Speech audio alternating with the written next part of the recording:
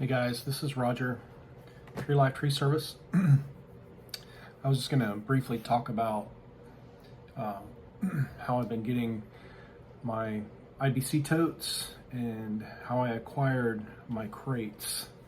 So the crates and the IBC totes have been key to keeping our wood dry and keeping our wood organized and also increasing productivity. So luckily for us, we're able to have mini skid steers, and I bought a forklift attachment a couple years ago, and I never thought I would use it very often, but we end up now using it more than almost any of our attachments besides our grapple bucket. So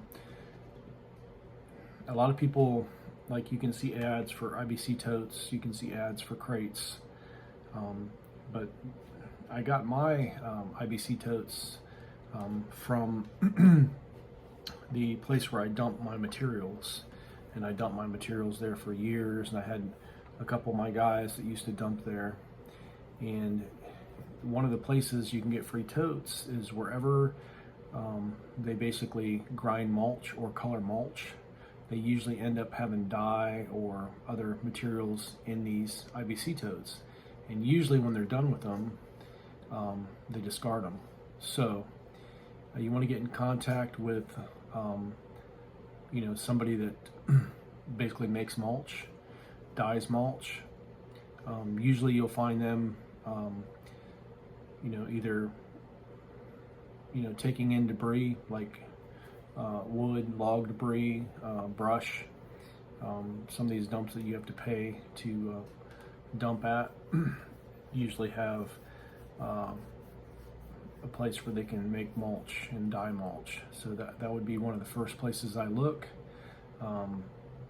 Call around, find out who is making mulch, and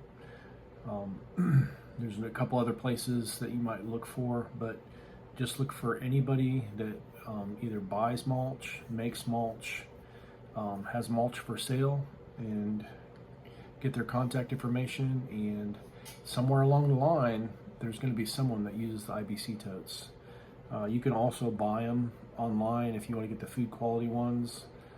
Anybody that has like buys large amounts of cooking oil or any type of liquid food product, a lot of times we'll have IBC totes. And again, once they've used the product, the tote is like basically in their way. So that's another place to look.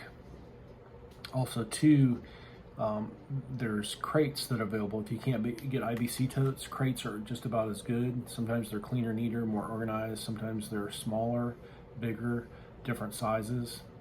I used to get my crates from a place in the industrial loop where I used to have my shop, and it was Perkins Diesel, and they would get motor blocks, motor parts, different shipped heavyweight pieces in these crates.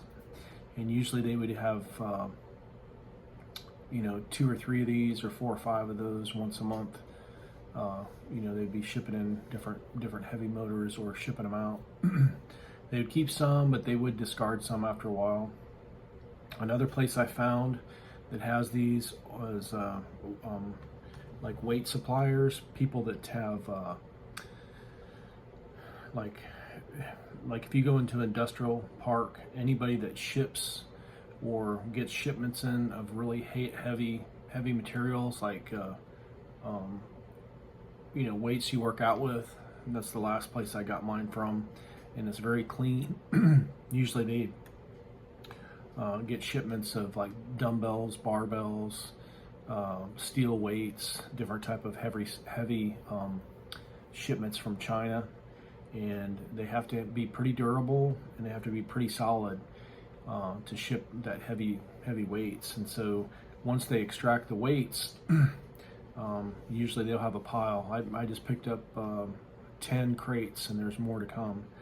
Then you can pick and choose. And then what's nice too is we have a water truck that has different sizes. We can't fit an IBC tote into our water truck, so we happen to find some crates that will fit in there, like 40 by 40 instead of 45 or 46 inches wide.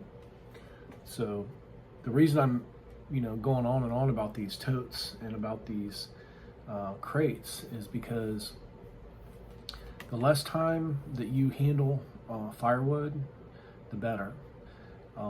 We found out that we used to split the wood on the ground and then pick it up and then resplit it and then dump it on the ground again and then pick it up again and then put it in a container. Now when we split the wood, every time we split it, it goes into an IBC tote, and then once that IBC tote is full, if we have to resplit it, we pull it out in smaller pieces and split it on a kinetic energy splitter, and it goes right back into another IBC tote, into a box or into a bucket. Just by doing that, it keeps you from bending over. It keeps you from touching the wood too many times. So you try to eliminate the times that you physically touch the wood. And by doing this, you become more efficient, and you can have less people and less man hours handling the wood. So the less man hours you have handling the wood, the more profitable it is for you, even if you're doing it yourself. So if it's possible, I would try to get something, even if you have to move the splitter and split into crates or IBC totes and then move the splitter, it's going to be a lot more efficient than picking up the wood and moving it around 2 or 3 times.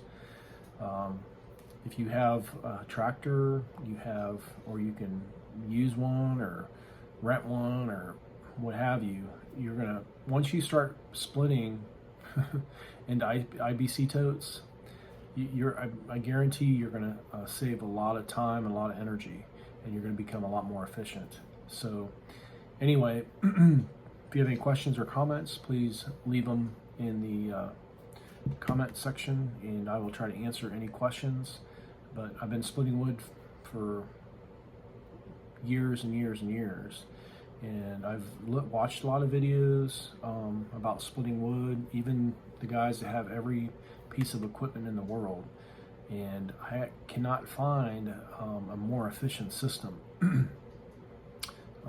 The only more efficient system that I've found is the guys that have the firewood processors, and they actually buy wood to split in their splitters, and they have these huge conveyor belts, and sometimes then they're dumping them on the ground, so, and then scooping them up with big machines and dumping them into containers.